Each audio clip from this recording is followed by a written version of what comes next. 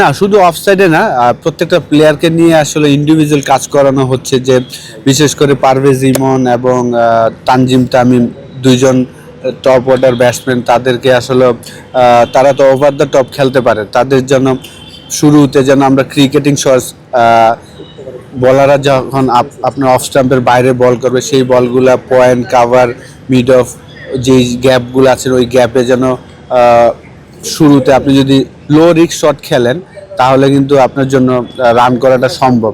সেই জিনিসগুলো নিয়ে আসলে কাজ করা, লেগ সাইডেও প্র্যাকটিস করানো হয়।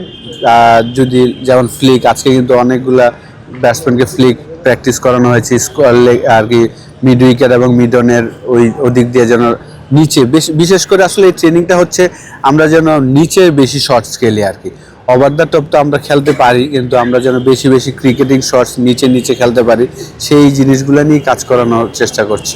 শটগুলো কি আপনারা আইডেন্টিফাই করছেন নাকি ওনারাই প্লেয়ার? হ্যাঁ, হেড কোচ থেকে আসছেন, প্রত্যেকটা প্লেয়ারকে নিয়ে ইন্ডিভিজুয়াল যে শর্টস প্র্যাকটিসগুলো হচ্ছে হেড কোচের মাথা থেকে এসেছেন। আসলে ভাই কয়েকদিন আগে আপনি একটা ভিডিও শেয়ার করেছেন যে বলারদের হাত থেকে রিড করার ব্যাপার, স্পিনার, ওই জায়গাটা আমাদের সবসময় একটা ল্যাকিং ছিল।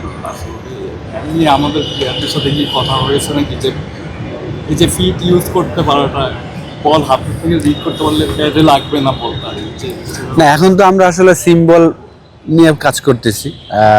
স্পিন ট্রেনিং যখন শুরু হবে হয়তোবা 9 এবং 10 হয়তোবা সেন্টারে, 9 না 10-11 মনে হয় আপনার সেন্টারে যখন স্পিন খেলা হবে তখন হয়তোবা এই বিষয় নিয়ে কোচ আমরা আলাপ করব। তো অবশ্যই আপনি যদি পেস বলেন স্পিন বলেন, আপনি যদি আগে থেকে পিক করতে পারেন যে এইটা এই জায়গায় আসতেছে, এই লেন্থে আসতেছে, তখন আপনার জন্য সহজ হয় খেলাটা।